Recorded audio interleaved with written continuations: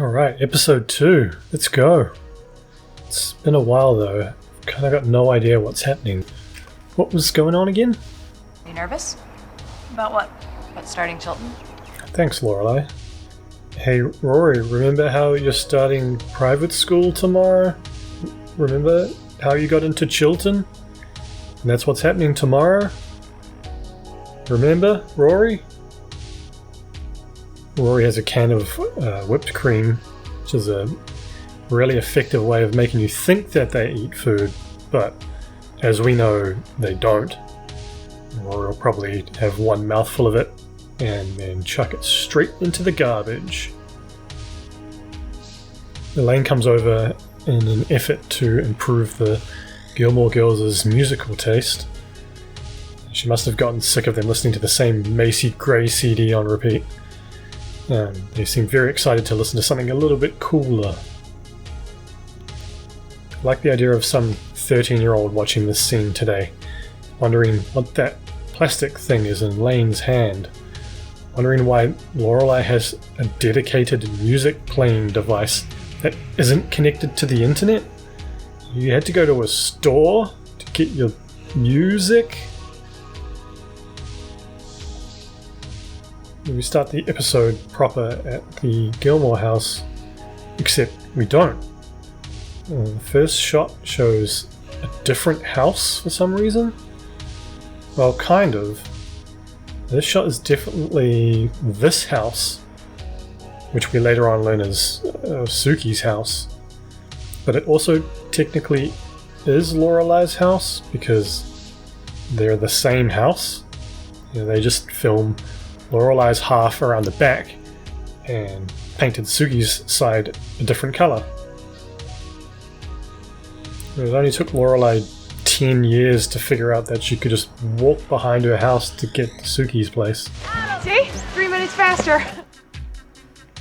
Well, we have instant drama in the episode. Lorelei's furry blue clock didn't go off and she slept in. And even worse, for some reason, she sent all of her clothes to the dry cleaner. Like, all of them. I've seen her closet. It has to be thousands of dollars worth of dry cleaning in there. Maybe we assume that her washing machine is broken and maybe she only sent her fancy grey suit to the dry cleaner. Later on, we get to see the dry cleaning and it's like 4 things, so maybe. But then, why doesn't she just put on some non-dry cleanable clothes? Her normal clothes. They can't all be dirty. And even if they are, just put some normal pants on. What are you doing? For some reason, she also sent all of her shoes to the dry cleaner because only her cowboy boots are wearable. And they drive past all those worthless public school kids again. Losers! On the way to Chilton, we get a little hint at where the heck Stars Hollow might be, as they kind of drive past this place called the Gelston House in East Haddon. Looks like this is kind of south of Hartford, where Chilton is. And from episode 1, we know that it's 30 minutes with no traffic. And it looks like this checks out, kind of. But then they also talk all the time about how Woodbury is like the next town over, but that's all the way up here. And they go past this place on the way to Chilton, then that makes the trip like 2 hours long. And no wonder they had to get up at 5:45 to get there in time. No, wait a minute. It wasn't even them driving the car. Must have been some local hoodlum just going for a joyride. Stars Hollow location mystery will have to be solved another day, I'm afraid. They eventually pull up at Chilton, a school with more than 0 gargoyles, which is always a good sign. At least the Gilmores are self-aware enough to acknowledge this, though. What about being smaller? Yeah, and less off of their heads. Yeah. Lorelei's the only person to drive their kid to school this morning. You check out this sweet parking spot she snagged right out in front. After swooning over some sexy daddy, Lorelai wastes zero time getting in some face shaming on the headmaster's secretary. See? That's what happens when you go to bed with your makeup on. Now, it looks like Emily has been to the salon and looks quite different to the previous episode. Rory name drops Christiane Amanpour in the hope that maybe if this show goes 7 seasons, you might get to meet her later on. Get in there, do what you can, show them what you've got, and the rest will take care of itself. There's something strange about how the headmaster claims to like Rory's grandparents so much.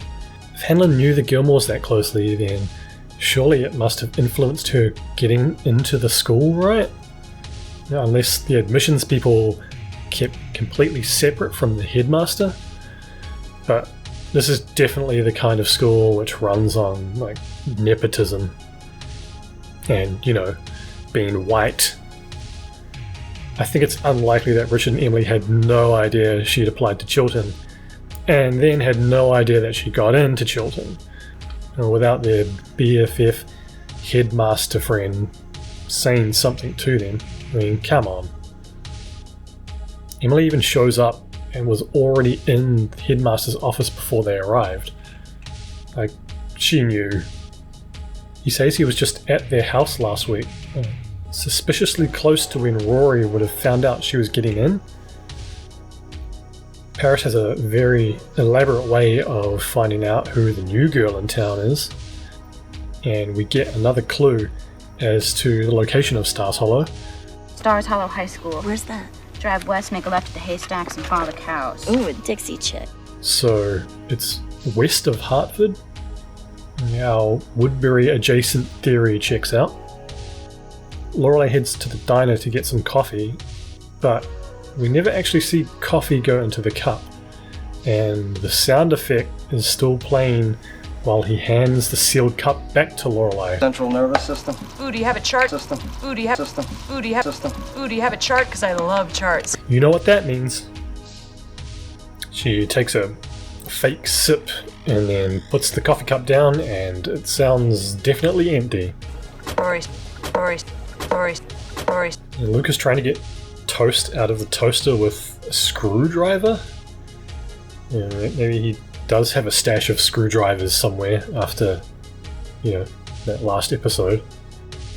Later on, Emily calls Lorelai on the phone, and we get another glimpse at Emily's choice in furniture.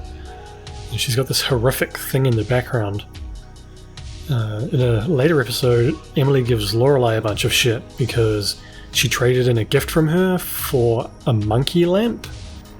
But this thing is basically the same thing, and she's doing it without any irony. Did they always have this piano? It must be decorative because they make it clear that neither of the girls has any musical talent whatsoever.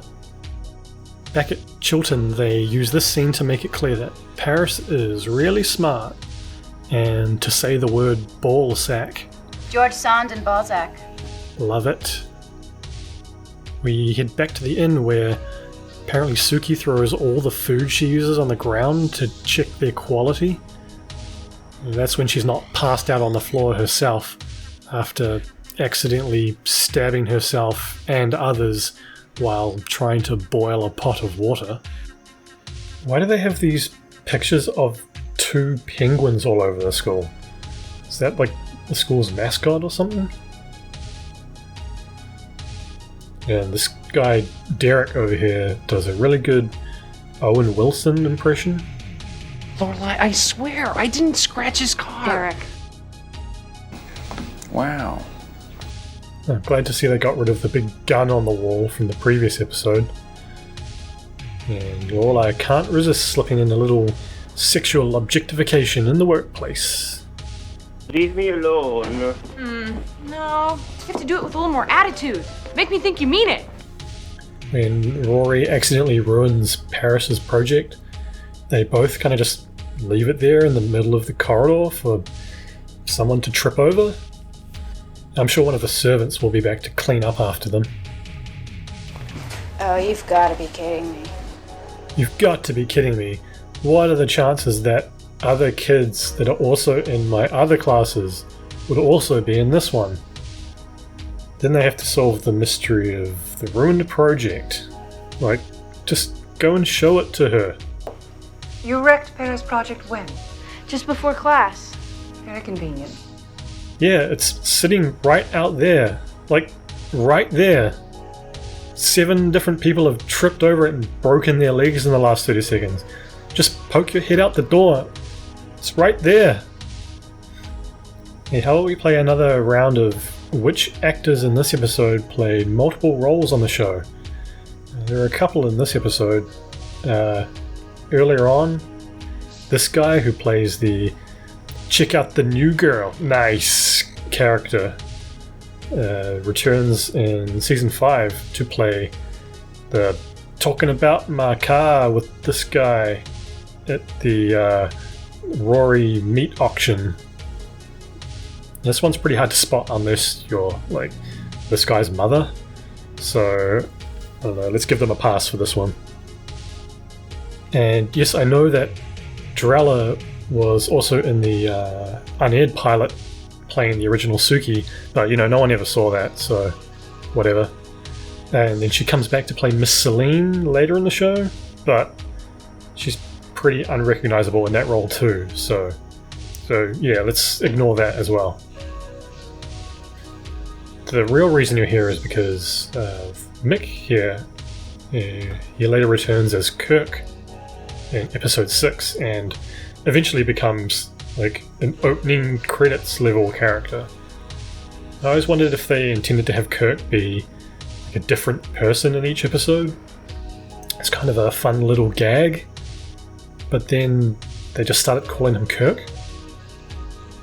I'm guessing they just wanted to use Sean Gunn again in some kind of ongoing role, and it's good they did because he's awesome and definitely one of the best parts of this show.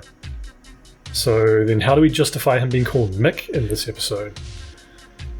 There's several theories floating around, none of which make that much sense. Like how maybe it is Kirk and that he just said his name wrong by mistake.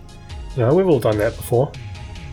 But it's almost guaranteed that Lorelei already knows who Kirk is. You know, Kirk apparently has lived in Stars Hollow his whole life. Excuse me, Mrs. Kim? I'm Kirk. I know you're Kirk. I've known you since you were 2. He goes to the diner all the time, goes to every town meeting. I think both Lorelei and Babette would definitely know who he is already. The other possibility is that Mick is Kirk's identical twin brother, but I think this is just as stupid. Why wouldn't Lorelei be like, "Oh, hi Mick, you know, you look exactly like Kirk. You know, the town's beloved Kirk. Is he your twin brother? Why did we not know you had a twin brother? That's so weird." I think there's only one logical explanation for this. 2 weeks earlier, Kirk was witness to a gang murder in town. Some madman stole the antique gun from the wall of the Independence Inn and used it in a drive-by shooting. Kirk was the lone witness to this shooting, narrowly escaped with his life. However, since he was the only person that saw the murderer, he now fears for his life. He lobbied the town at the next town meeting to agree to pretend his name was Mick and he would go get a job as a DSL installer. Everyone would just pretend that he was new in town and that they'd never met him before. So the next week, the murderer was found dead, strangled by a DSL cable. So Kirk was now free to be himself again. But after getting a taste for a fun new job, he just spends the rest of his life trying every profession the town has to offer. Now, I think this is a much more believable story. On the way to pick up Rory, Lorelei has time to do what is probably a 3-hour detour to go harass her mother.